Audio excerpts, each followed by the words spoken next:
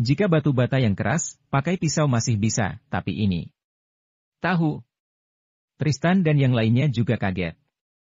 Bagaimana Jensen bisa menggunakan keterampilan pisau? Veronica membuka matanya dan merasa bahwa Jensen sepertinya bisa segalanya. Sebenarnya dia tidak tahu bahwa Jensen memiliki keterampilan pisau. Yang dia tahu hanyalah seni bela diri. Akupunturnya tak tertandingi di dunia, dan tidak sulit sama sekali untuk berurusan dengan tahu menggunakan teknik akupuntur. Saat ini, Jensen menyilangkan pisaunya, menjepit tahu satu persatu dan dengan lembut meletakkan tahu di atas meja. Ambilkan air. Ucapnya kepada koki itu. Setelah menyiram tahu di meja dengan air, terlihat tahu yang diukir menjadi dua naga, bermain dengan mutiara. Ini adalah naga kembar bermain mutiara. Hal yang menakjubkan adalah sisa tahu yang diukir ada di sekitar naga kembar, ditambah air, membentuk pemandangan seperti awan. Ini adalah sebuah karya seni di atas karya seni. Tahu seperti ini, bahkan jika hanya direbus dengan garam, mungkin akan tetap lezat. Tidak ada yang berbicara di restoran. Sunyi dan semua orang menikmati mahakarya yang tiada tara ini. Untuk keterampilan pisau, siapa pemenangnya?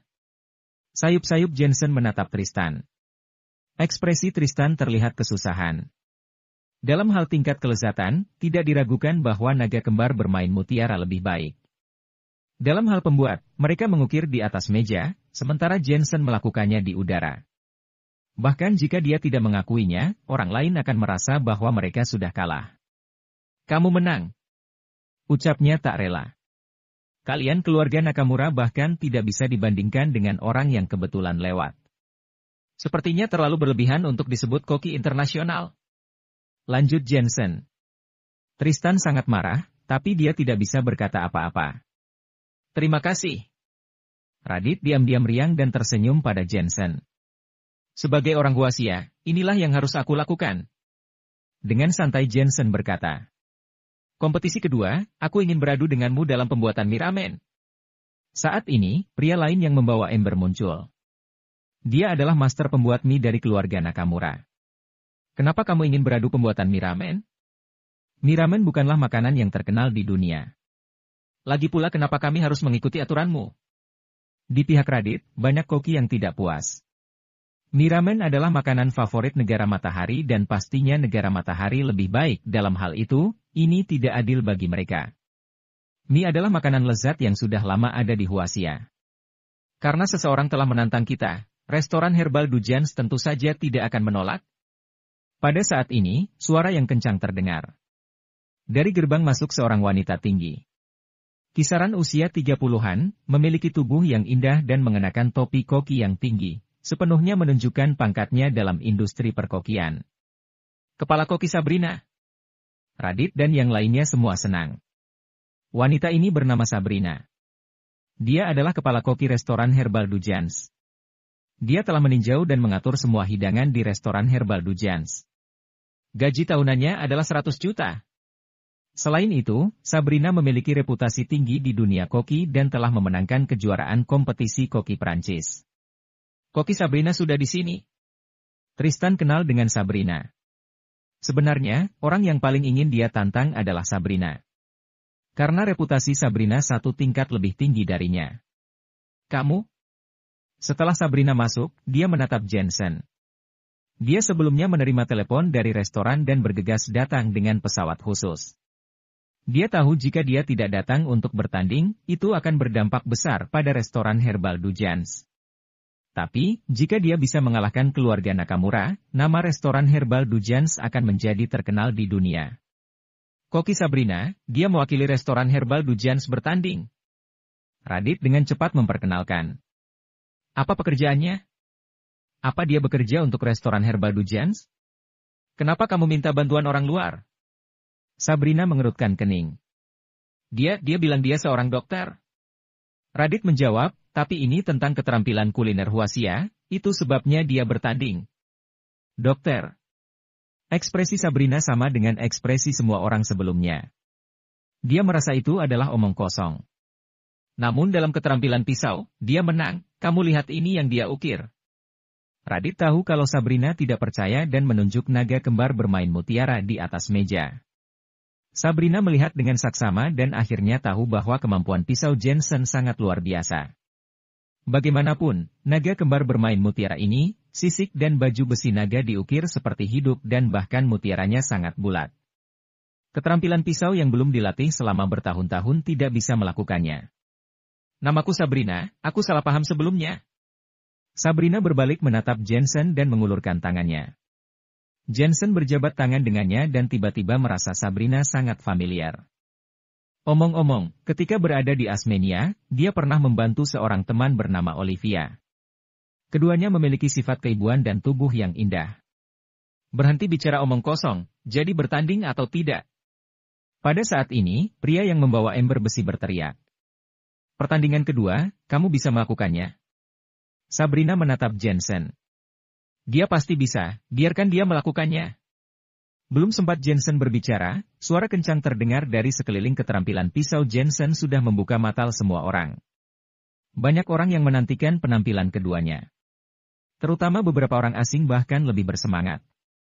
Aku akan melakukannya. Jensen mengangguk. Kita akan bertanding membuat mie, biar aku beritahu, aku Hito Nakamura pembuat mie ramen, sudah sangat terkenal di negara matahari. Aroma yang kuat, lembut dan lezat. Pria yang membawa ember besi memperkenalkan dirinya terlebih dahulu, ingin membuat Jensen takut kepadanya. Kenapa mie ramenku berbeda? Karena kekuatan, ketika kekuatan tangan dapat dibandingkan dengan kekuatan sapi, mie yang dihasilkan akan luar biasa, tetapi kekuatan saja tidak cukup, tetapi juga harus halus. Setelah mengatakan itu, dia meminta seseorang untuk membawa tepung, menuangkannya ke dalam ember besi, dan kemudian menambahkan air. Tak peduli tepung atau menambahkan air, semua ada syaratnya. Hanya keluarga Nakamura yang mengetahuinya. Setelah tepung tercampur dengan air, dia mengeluarkan adonan yang sudah meleleh dari ember besi dan meletakkannya di atas meja. Telapak tangannya terus menepuk. Bang bang bang. Kekuatannya konstan, meja itu seperti mau hancur dipukulnya. Yang lebih parahnya lagi adalah tanahnya berguncang. Rasanya seperti ada sapi yang menginjak adonan. Dan seperti yang dia katakan, kekuatan saja tidak cukup, tapi juga harus halus. Orang ini sangat rugi tidak menjadi Hercules. Mungkin dia hanya dengan satu tangan bisa menarik mobil. Orang-orang di sekitarnya terkejut. Raja mie ramen nomor 1 negara matahari. Sabrina mengenali lawannya, ekspresinya serius. Jika dibandingkan dengan hal-hal lain, dia yakin dia bisa menang. Tetapi jika bertanding membuat mie, dia pikir dia bukanlah lawan dari Raja mie ramen nomor 1. Apa kamu yakin? Dengan cepat dia menatap Jensen. Bawakan tepung dan air. Jensen tersenyum. Setelah seorang koki membawa tepung, dia tiba-tiba melemparkannya ke udara. Wah! Kantong tepung terbuka dan sejumlah besar tepung tumpah. Ya Tuhan, apa yang dia lakukan? Banyak orang asing yang mundur, takut terkena tepung. Namun saat ini, tiba-tiba Jensen menyiramkan seember air ke udara. Air menyentuh tepung dan mulai tercampur. Tentu saja, ini bukanlah hal yang paling menakutkan. Yang paling menakutkan adalah Jensen mengibaskan tangannya dengan cepat dan benar-benar membuat mie di udara. Kecepatan dia mengibaskan tangannya terlihat lambat. Akan tetapi, kebetulan tidak ada tepung yang tumpah. Di bawah tepukan kiri dan kanan, itu benar-benar menyatu menjadi adonan. Hebat! Sejumlah besar orang mengacungkan jempol. Pupil Sabrina juga mengembun. Ini adalah pertama kalinya dia melihat teknik pembuatan mie semacam ini. Namun, apa bedanya pembuatan mie seperti ini dengan pembuatan mie di atas meja? Omong-omong, tentang udara. Sabrina menyadari bahwa butiran tepung menyentuh udara, membuatnya lebih penuh dan lebih merata saat tercampur dengan air. Tidak mudah lengket. Membuat mie di atas meja, tentu saja tidak bisa melakukan ini. Bang! Bersamaan dengan itu, adonan di tangan Jensen jatuh ke atas meja dan kemudian Jensen melanjutkan menguleni dan menekannya. Sebenarnya, dia tidak bisa membuat mie ramen, tapi ketika dia masih kecil pernah membuat mie, dia hanya menggunakan seni bela diri untuk membuat mie. Kemampuannya dalam membuat mie tidak sebanding dengan Raja mie ramen negara matahari. Semua orang melihat Jensen dan mendapati jika tangan Jensen sangat lembut, seperti sutra. Tapi, dengan menggunakan tangannya adonan akan bergerak dan berubah bentuk. Apakah ini, Tai Chi menguleni? Sabrina kembali kaget. Ia bisa melihat dengan jelas tangan Jensen terus-menerus membentuk lingkaran. Tidak peduli bagaimana adonan berubah bentuk, pada akhirnya akan menjadi bulat. Bang! Saat ini, Jensen menarik kedua tangannya. Lalu adonan itu berputar seperti gasing dan menyedot tepung di sekelilingnya. Bang! Dengan tepukan Jensen, adonan itu terlempar ke atas. Ini bukan lagi pembuatan mie, tetapi sulap. Banyak orang mengambil ponsel dan merekam, mereka terkagum-kagum. Itu hanya tipuan. Tristan meremehkan. Pada saat ini, Jensen menarik adonan di udara, adonan berubah makin panjang. Miramen Landsmania. Orang-orang menyadari sesuatu. Itu sangat berbeda. Pembuat Miramen Landsmania hanya menarik mie-nya sepanjang 1 meter. Kalau dia menarik mie-nya sepanjang 5-6 meter. Bagaimana dia mengendalikannya? Lihat, mie itu makin lama makin tipis. Ya Tuhan, mie itu hampir setipis rambut. Apakah itu bisa putus? Sejumlah besar seruan terdengar. Terlihat Jensen mengayunkan adonan dengan kedua tangannya. Makin ditarik makin panjang dan tipis. Bahkan ayunan adonannya hampir mencapai atap. Bahkan seorang koki yang telah menarik mie selama puluhan tahun, mungkin tidak berani menarik seperti itu. Jika kamu ingin contoh, itu seperti lompat tali, tapi dengan tali sepanjang 5 meter, dapatkah orang biasa mengendalikannya? Bahkan Sabrina takut melihatnya. Ia sangat takut mie itu akan putus jika dia tidak hati-hati. Mie dengan ketebalan hanya beberapa milimeter, bagaimana orang ini melakukannya? Buka pancinya. Saat ini, Jensen berteriak samar. Ada panci air mendidih di samping. Setelah membuka tutupnya, Jensen melemparkan mie ke dalam panci dan merebusnya. Terlihat keluarga Nakamura, mereka juga sedang memasak mie. Tristan berkata dengan jijik, mie yang begitu tipis akan hancur saat direbus. Mereka tidak memiliki elastisitas dan rasa. Kamu menipu dan menghina hidangan mie. Ia juga kaget dengan teknik Jensen, tapi dia tahu jika mie ramen bukanlah tipuan, tapi tergantung dari aroma dan rasanya. Sabrina juga merespons. Benar, teknik ini memang bagus, tapi mie-nya terlalu tipis dan tidak bisa direbus. Tunggu dan lihat saja. Jensen tampak acuh tak acuh. Mie yang dibuatnya hanya setebal beberapa milimeter dan tampak lemah. Tapi sebenarnya, mie itu sudah dialiri Profounki dalam proses pembuatannya. Ada pepatah Wasia berkata bahwa tidak akan menyerah sebelum berhasil mencapai sesuatu. Tristan tertawa mengejek. Saat ini, mie mereka sudah matang, tanpa memberi bumbu, hanya minyak dan garam saja. Sehingga aroma dan rasa mie-nya bisa terasa. Pria itu meletakkan mie ke dalam mangkuk dengan sumpitnya agar semua orang bisa mencicipinya, kemudian melihat Jensen. Mie kamu belum matang. Pria itu tersenyum menghina. Mie miliknya sudah matang semua, tapi milik Jensen masih direbus. Tetapi, semua orang tahu bahwa mie Jensen lebih tipis darinya. Jika direbus dalam waktu lama, pasti akan hancur. Rasa mie ini enak. Sabrina dan yang lainnya mencicipi. Harus dikatakan bahwa Raja Mie Ramen nomor 1 bukan sekedar nama. Mie-nya lembut, rasanya enak dan memiliki aroma yang sedap. Tidak heran mie ini tidak membutuhkan bumbu tambahan. Akhirnya matang. Saat ini, Jensen juga membuka tutup panci. Tidak menggunakan sumpit, tetapi menggunakan jari untuk mengambilnya, sepotong mie melesat dan saat jatuh, Jensen menggunakan mangkuk untuk menangkapnya. Meski hanya sepotong mie, tetapi mie itu membentuk mangkuk kecil di dalam mangkuk, menandakan bahwa mie tersebut tidak hancur. Ini. Tristan tercengang. Coba rasanya. Setelah menunggu semua mie dimasukkan, semua orang mengambil mangkuk kecil untuk mencicipinya. Wah, mie ini kenyal sekali. Mie ini jelas hanya setebal rambut. Bagaimana bisa begitu kenyal? Rasanya seperti makan daging. Ini juga memiliki rasa sarang burung. Luar biasa. Ini sangat enak. Seperti sesuatu melewati lidahmu begitu saja. Benar-benar enak. Orang-orang yang mencoba semuanya berseru berulang kali. Ini sangat luar biasa, sungguh tak dapat dipercaya. Tristan juga mengambil mangkuk untuk mencicipinya, lalu kemudian ekspresinya berubah. Bagaimana untuk mengatakannya, mie ini sungguh aneh. Jelas ini sangat kenyal, tetapi memberikan sensasi meleleh di mulut dan mie disedot sampai habis. Perasaan bahagia seperti ini sangat sulit diungkapkan dengan kata-kata. Yang terpenting, bahkan jika mulutmu tidak bergerak, mie itu akan bergerak dengan sendirinya. Mie macam apa ini? Setelah menghela napas, Tristan sangat terkejut sehingga dia tidak tahu harus berkata apa.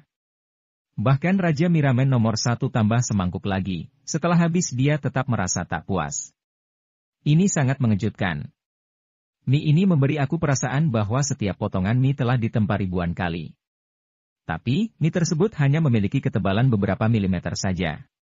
Bagaimana dia melakukannya? Apakah itu karena udara? Mie ditarik sepanjang 5 meter dan terus-menerus menyentuh udara. Di bawah tekanan udara dan gravitasi, mie menjadi lebih kuat dan halus. Sabrina juga kaget lalu menebak. Sebenarnya separuh perkataannya adalah benar. Udara dan tekanan adalah salah satu alasannya. Tetapi, alasan terpenting adalah profounki. Setiap potongan mie dibuat menggunakan profounki. Elastisitas, ketangguhan dan kekuatannya adalah kelas 1. Kami kalah. Saat ini, Tristan menatap Jensen dan berkata, dikalahkan di bidang pembuatan mie ramen yang sangat dia kuasai, membuatnya yakin. Tidak masalah jika kamu kalah, tetapi kamu harus ingat bahwa masih banyak orang berbakat di Huaxia dan di atas langit masih ada langit, 1 atau 2 orang tidak bisa mewakili seluruh koki di Huaxia, ucap Jensen ringan. Perkataan MU memang benar. Aku yakin padamu. Aku harap kamu dapat menerima pertandingan yang terakhir. Tristan berkata dengan wajah serius, kita bertanding membuat hidangan. Membuat hidangan sama seperti memasak pada umumnya. Boleh. Jensen mengangguk dan menyetujuinya. Kali ini, aku akan menggunakan hidangan Okawa untuk bertanding denganmu. Melihat Jensen setuju, Tristan senang dan dengan bangga berkata. Hidangan Okawa ini dibuat dari 99 bahan dan dia sudah memenangkan hadiah di kompetisi koki internasional. Hidangan Okawa membutuhkan banyak bahan. Bisakah kamu membuatnya sekarang? Beberapa orang pernah mendengar tentang hidangan internasional yang terkenal ini. Jangan khawatir, aku sudah meminta seseorang untuk memesan bahan-bahannya dan mengantarkannya secepat mungkin. Apalagi sebagai koki terkenal, aku sudah menyiapkan banyak bahan. Tristan penuh kebanggaan. Sebagai orang dari keluarga Nakamura, dia selalu teliti, profesional dan berhati-hati dalam melakukan sesuatu. Kalau begitu aku akan menggunakan diet obat Huaxia, minuman 5 rasa goji beri. Jensen terdiam sejenak dan berbicara samar. Kenapa dia menggunakan itu?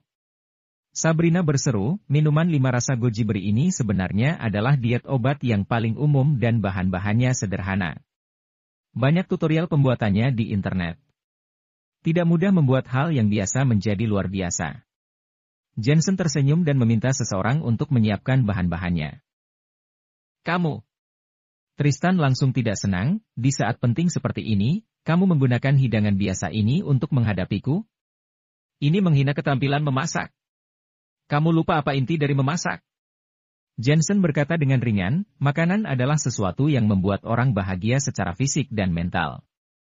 Bukan hanya rasa, tapi juga suasana hati. Hal biasa mungkin tidak bisa memengaruhi suasana hati dan hal yang mahal belum tentu bermanfaat. Aku akan membuatmu mengakui kekalahanmu. Tristan yang marah berkata, sebenarnya keterampilan pisau dan pembuatan mie Jensen, dia sudah mengakuinya. Ia bahkan menganggap Jensen sebagai koki internasional. Tetapi, cara Jensen menanggapinya, membuat dia merasa Jensen tidak menghargai masakan. Bahan-bahan yang dibutuhkan Jensen sederhana dan siap dalam waktu singkat. Kemudian dia mulai memasak. Diet obat tradisional memperhatikan tingkat kepanasan, jadi ini adalah kombinasi dari seni bela diri api, tanpa menggoreng. Namun, pembuatan Jensen berbeda dengan yang di internet. Kelihatannya caranya sederhana, tapi saat pembuatan, Jensen sangat teliti.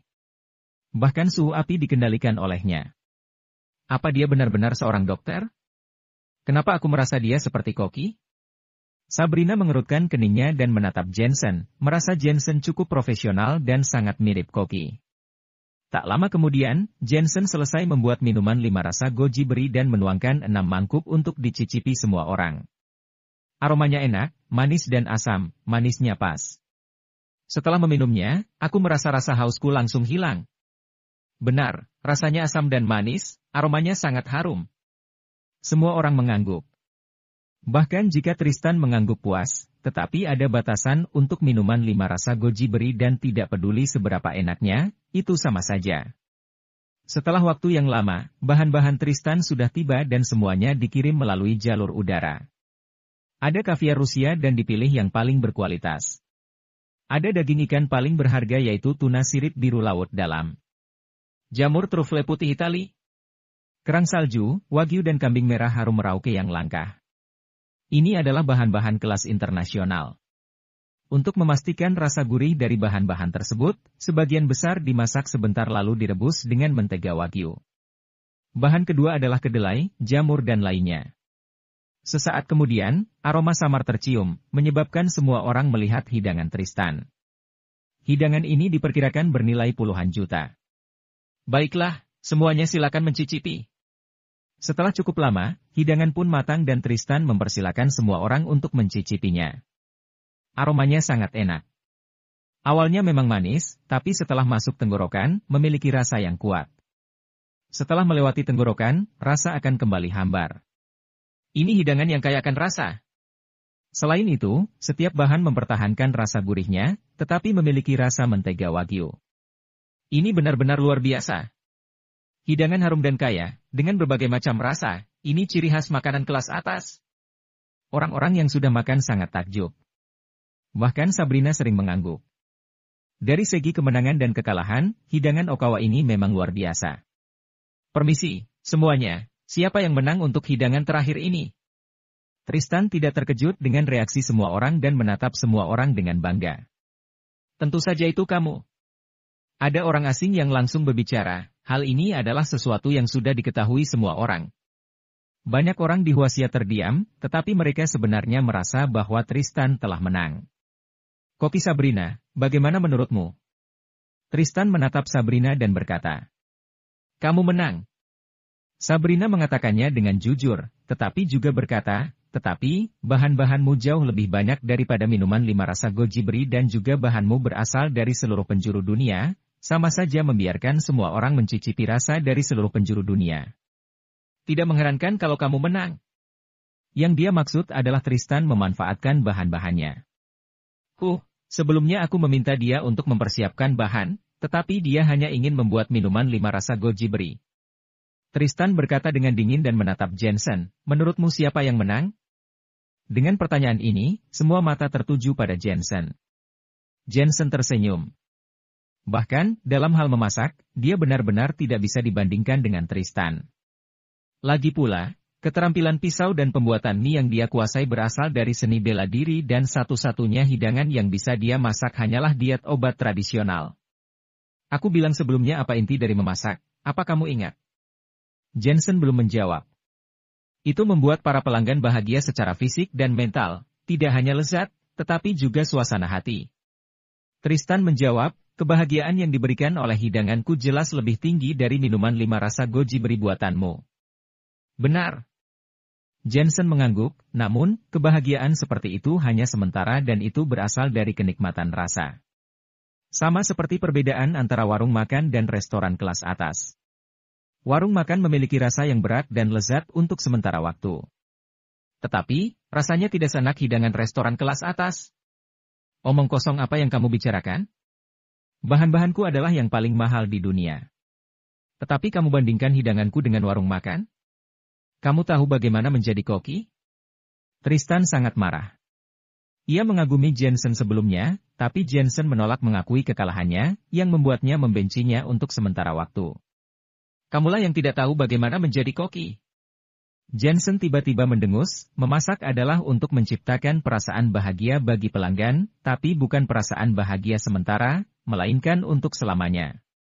Sebagai koki, kamu seharusnya tahu bahwa rasa bukanlah segalanya, bahan bukanlah segalanya dan tabu tertentu juga sangat penting, karena kita tidak hanya memasak makanan, tapi juga bertanggung jawab atas kesehatan para pelanggan. Apa maksudmu? Ekspresi Tristan sedikit berubah. Kamu menambahkan berbagai macam bahan sebelumnya.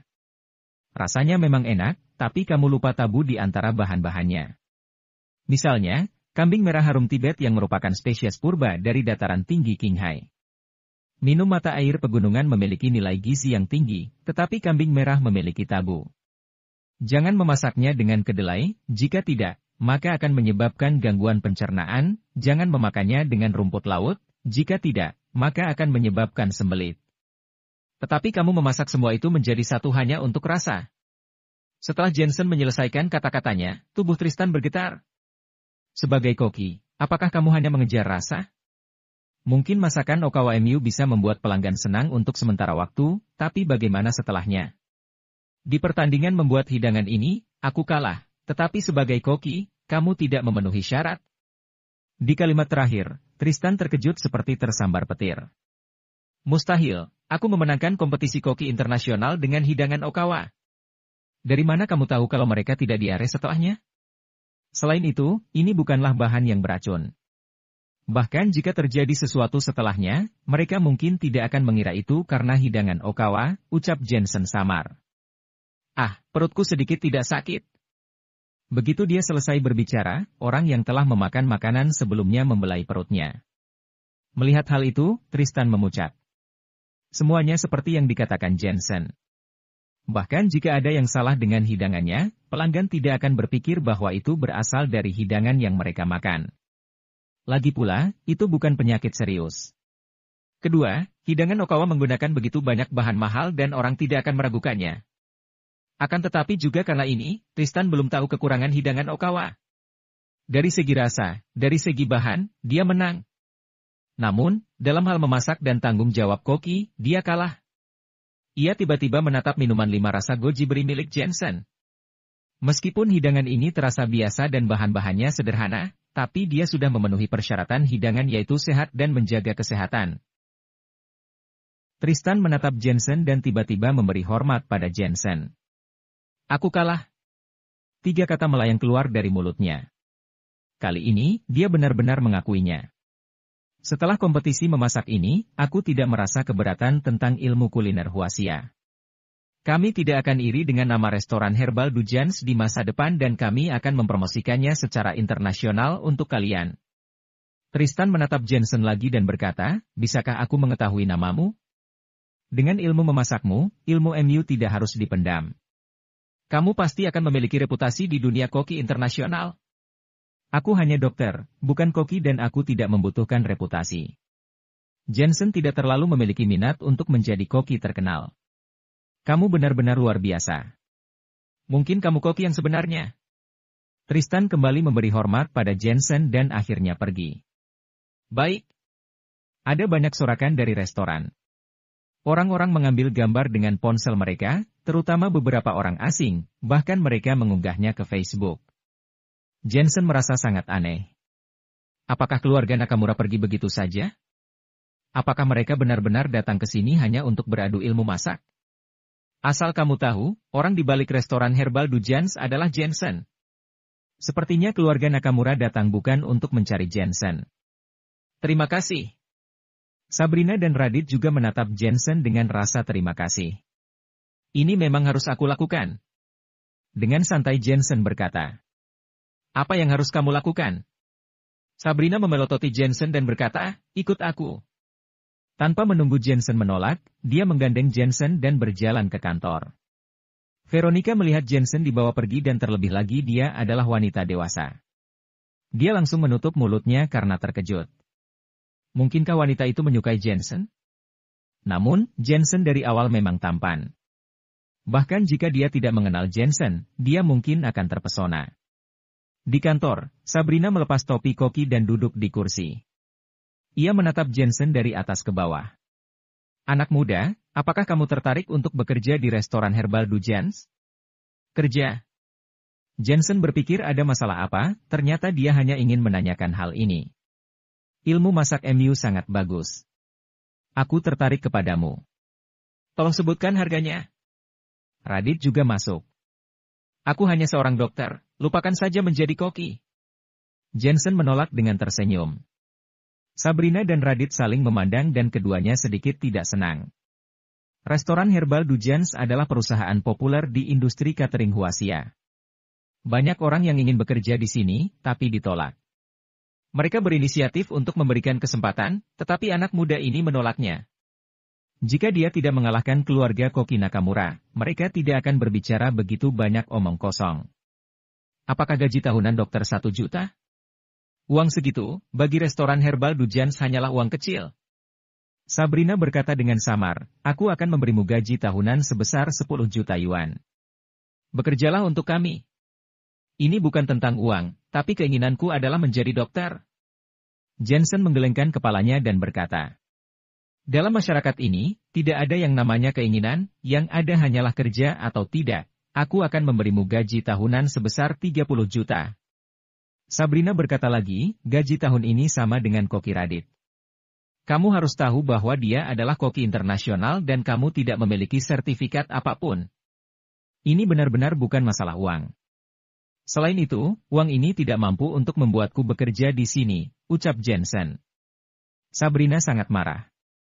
Gaji tahunan 30 juta itu adalah mimpi banyak orang, tapi bocah ini bilang masih kurang. Bang!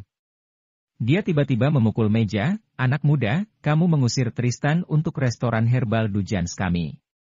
Kamu memang baik kepada kami, tapi ini bukan alasan untuk menjadi sombong. Kami berterima kasih kepadamu dan memberi kamu gaji tahunan sebesar 30 juta dan kamu bilang masih kurang. Apakah kamu merekrut orang seperti ini? Apakah kamu masih berbicara dengan hukum raja? Jensen juga ikut kesal. Koki Sabrina, biarkan aku yang bicara. Radit malu, tapi Sabrina memang temperamental. Dia berkata dengan sopan, anak muda, gaji tahunan 30 juta sudah lebih dari 99% gaji tahunan orang di Huaxia. Apalagi yang membuatmu tidak puas? Tidak ada.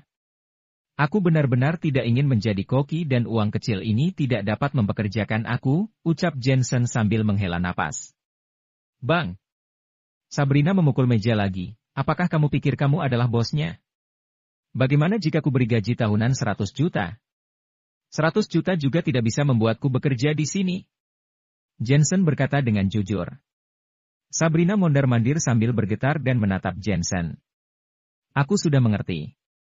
Kamu pikir kamu telah membantu restoran herbal Dujans kami, jadi kamu ingin lebih banyak uang. Katakan, berapa banyak? Sabrina berhenti berjalan. Ini bukan masalah uang. Kamu ini kenapa sih? Begini saja, jika kamu adalah bos, kalau begitu aku adalah Raja Koki Woli. Gaji tahunan 50 juta, mau atau tidak? Sabrina benar-benar marah. Dia benci orang yang memanfaatkan kelemahan orang lain. Saat ini, sebuah panggilan masuk. Dia menjawabnya dan pergi.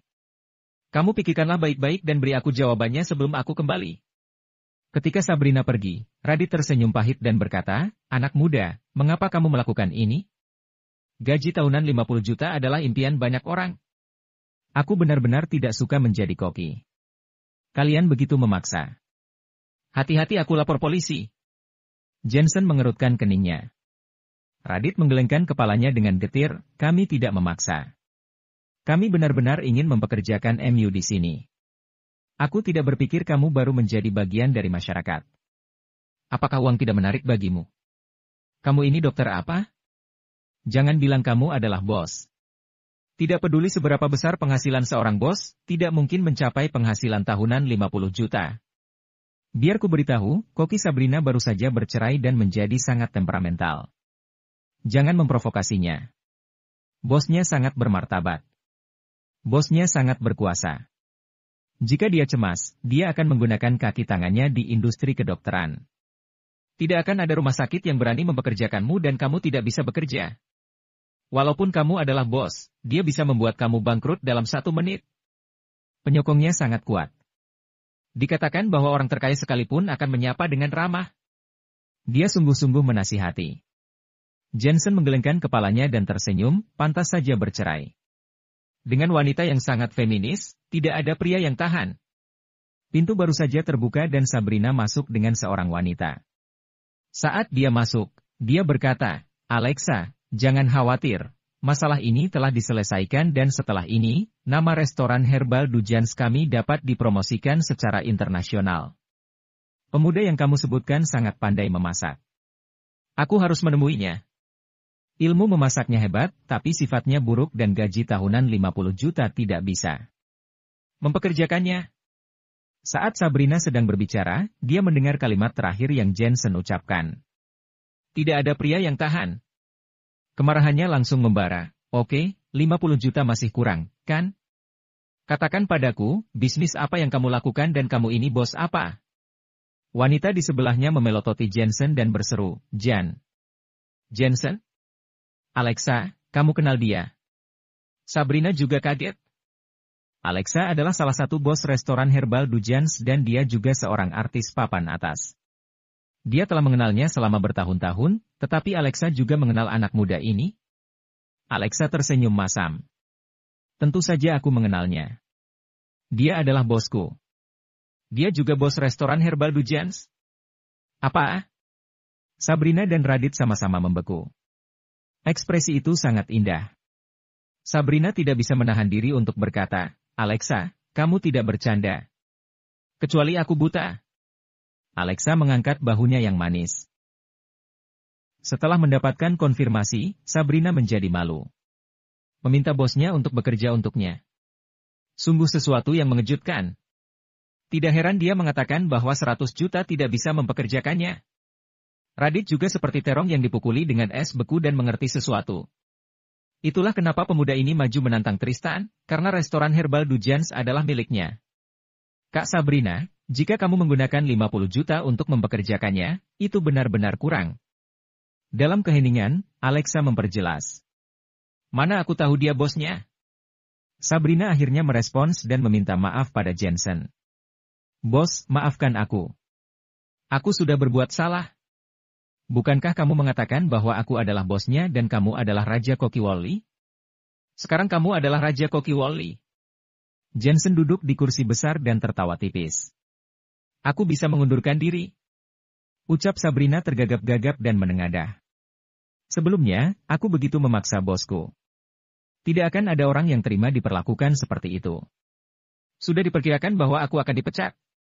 Namun begitu dia berjalan mencapai pintu, terdengar suara Jensen. Siapa yang bilang akan memecatmu? Dan bukannya memecatmu tapi aku akan menaikkan gaji tahunanmu. Apa?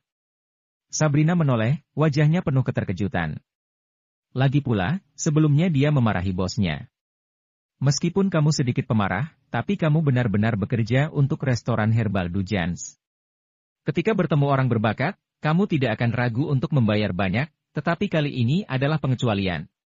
Jensen berkata dengan samar, dengan tanggung jawab atas pekerjaanmu, aku tahu bahwa sudah tepat menyerahkan urusan restoran Herbal du Jans kepadamu. Gaji tahunan awalmu, ditambah 30% dan kali ini semua orang juga sangat baik dalam menanggapi keadaan darurat. Jadi gaji semua orang dinaikkan 30%. Sabrina sangat terkejut, alih-alih dipecat, malah dia sudah melakukan sesuatu yang berjasa. Yang perlu diingat adalah boslah yang mengalahkan keluarga Nakamura, bukan dia. Kak Sabrina, kenapa kamu terkejut? Berterima kasihlah kepada bos, ucap Alexa sambil tertawa. Terima kasih, bos. Sabrina bereaksi dan berteriak terima kasih. Kerjamu bagus, tapi jangan mudah emosi. Misalnya, bawa emosi keluargamu ke tempat kerja. Apa kamu mengerti, ucap Jensen. Aku mengerti. Sabrina tahu bahwa maksud Jensen adalah setelah perceraiannya, dia tidak bisa membawa suasana hati seperti itu untuk bekerja. Baiklah, Alexa, kamu atur urusan berikutnya, aku akan pergi dulu. Setelah Jensen menyelesaikan penjelasannya, dia meninggalkan kantor. Kak Sabrina, antar Tuan Jensen pergi. Alexa memang memiliki banyak hal yang harus ditangani, jadi dia harus menyuruh Sabrina. Sabrina sedikit kagum pada Jensen, tapi karena perintah bos, dia harus mengantar Jensen pergi. Mereka berdua sampai di restoran dan melihat bahwa restoran masih ramai, tetapi Veronica sudah tidak ada. Pelayan, di mana wanita yang duduk di meja ini? Jensen memanggil pelayan dan bertanya. Oh, dia mengatakan ada keperluan dan pergi dulu, meminta Anda untuk tidak mencarinya. Pelayan datang dan berkata. Jensen menduga jika keluarga Woodley telah memanggil Veronica untuk kembali. Seharusnya celah pembiayaan sebesar 30 miliar sudah ditemukan. Namun, keluarga Woodley sekarang berbeda. Veronica seharusnya baik-baik saja. Ayo kita pergi. Jensen meninggalkan hotel. Dia tidak terlalu mengenal kota Yanba, jadi dia meminta Sabrina untuk mengantarnya pergi ke bandara. Sesampainya di depan pintu restoran, Sabrina membawakan helm motor untuk Jensen. Jangan bilang, kamu mengantarkanku dengan sepeda motor. Jensen terkejut. Sabrina mengangguk canggung. Aku suka sepeda motor, jadi aku biasanya mengendarai sepeda motor. Jensen menggelengkan kepalanya. Gaji tahunanmu lebih dari 100 juta. Lebih baik beli mobil yang lebih aman. Lagi pula sepeda motor sedikit berbahaya. Aku akan membelinya lain kali. Sabrina menaiki sepeda motor, kemudian berbalik menoleh Jensen. Jensen sedikit salah tingkah. Bagaimanapun, tubuh Sabrina tampak sedikit berisi. Ia pun duduk dan langsung mencium aroma khas wanita. Aroma yang hanya dimiliki oleh wanita berusia 30 tahunan, seperti parfum, itu tidak benar. Ini seperti aroma tubuh, tetapi juga memiliki aroma parfum yang samar. Sabrina jelas sedikit gugup dan beberapa kali gagal menghidupkan sepeda motornya. Kamu belum pernah membonceng seseorang sebelumnya. Jensen merasa sedikit khawatir. Sial, jangan sampai terjadi kecelakaan. Iya, aku belum pernah membonceng seseorang, tapi jangan khawatir tentang keahlianku. Ini karena kamu adalah bos yang memiliki ratusan miliar yuan, jadi aku sedikit gugup. Sabrina menjawab. Jensen menggelengkan kepalanya dan berkata, kamu juga pergi ke luar negeri untuk berpartisipasi dalam kompetisi koki internasional. Hal kecil seperti ini bisa membuatmu takut? Atau apa karena aku bos besar, jadi kamu tidak terbiasa? Bukan karena masalah bos besar atau bukan, tapi dalam benakku bos adalah pria tua botak dan berminyak. Aku tidak menyangka bahwa bos akan sangat muda dan memiliki kemampuan memasak yang hebat dan sangat tampan. Setelah Jensen berkata dengan santai, Sabrina sudah tidak begitu gugup lagi. Bos benar-benar serba bisa. Kamu seorang dokter dan memiliki begitu banyak perusahaan. Hal yang paling langka adalah memiliki ilmu masak yang sangat hebat.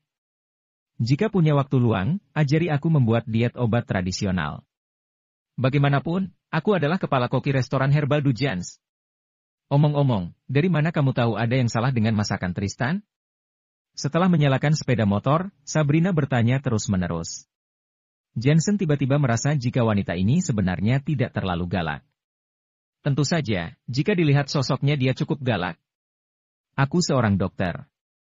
Membuat hidangan sebenarnya adalah resep pengobatan tradisional. Tentu saja, aku tahu apa yang salah dengan resepnya. Jadi seperti itu. Hanya segelintir orang yang seperti bos. Sudah menikah? Kenapa? Ingin mengajakku berkencan. Sabrina tidak menyangka Jensen begitu terus terang.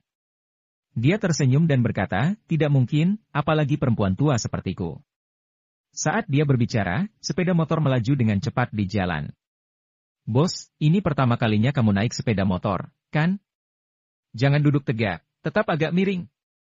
Melihat Jensen dari kaca spion sedang merangkul dadanya sendiri, membuat Sabrina tidak bisa berkata-kata untuk sesaat. Apa seperti itu orang naik sepeda motor? Agak miring? Jensen mencoba agak miring, tapi dia berakhir menempel di punggung Sabrina. Tubuh Sabrina tanpa sadar membeku. Dia ingin mengatakan sesuatu, tapi dia malu untuk mengatakannya. Sebenarnya dia ingin Jensen memeluk pinggangnya agar lebih aman. Hanya saja, takutnya tidak sopan. Jangan khawatir, kecepatan ini tidak akan membuatku takut. Jensen berkata, sebelumnya, aku pernah berangkat kerja dengan mengendarai sepeda listrik. Tapi aku belum mengendarai sepeda motor, bolehkah aku mencobanya? Oke, tapi kamu tidak punya SIM. Jangan sampai tertangkap polisi lalu lintas. Sabrina menghentikan sepeda motornya, bertukar tempat dan memberitahu Jensen cara mengendarainya. Jensen melaju dengan sangat cepat. Dengan suara jeritan, sepeda motor melesat. Sial! Sabrina tidak sempat bereaksi dan terlempar ke punggung Jensen. Ia tanpa sadar memeluk pinggang Jensen dan berteriak, ini pertama kalinya kamu mengendarai sepeda motor, jadi jangan terlalu cepat. Tidak apa-apa, aku bisa mengendalikannya. Jensen tidak terlalu memikirkannya, menikmati angin dan pemandangan. Kecepatan ini memberikan perasaan yang kuat. Tidak heran begitu banyak orang suka mengendarai sepeda motor, perasaan seperti ini benar-benar tak terlukiskan. Jika ingin sebuah contoh, itu mungkin seperti perasaan bebas. Tentu saja, selagi dia bebas, punggungnya masih merasakan sensasi empuk. Bagaimanapun, Sabrina tengkurap di punggungnya dan itu menekannya. Bagaimana kamu bercerai dengan mantan suamimu? Setelah beberapa saat, Jensen dengan santainya bertanya.